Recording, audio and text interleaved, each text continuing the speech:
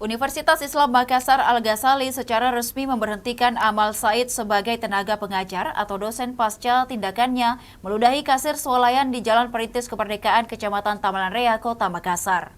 Keputusan pemberhentian itu diambil setelah melalui proses pemeriksaan internal oleh Komisi Disiplin UIM. Hal itu disampaikan oleh Rektor UIM Al-Ghazali Makassar, Profesor Muammar Bakri, saat sesi press conference di kampus UIM Jalan Perintis Kemerdekaan Makassar pada Senin 29 Desember 2025.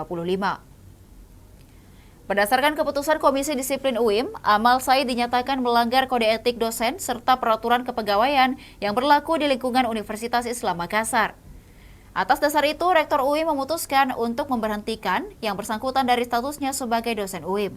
Sebagai pemimpin di lingkungan kampus, Profesor Muammar juga tidak membenarkan apa yang dilakukan dosen aparatur sipil negara di bawah LL Dikti, wilayah 9 yang diperbantukan untuk mengajar di UIM itu.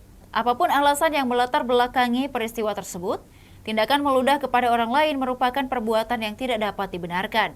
Menurutnya, tindakan itu jauh dari nilai-nilai akhlak, sangat tidak etis, serta melanggar norma etika dan moral. Ahmad Said kini harus melepas karirnya sebagai dosen UIM usai videonya meludahi kasir swalayan viral di media sosial.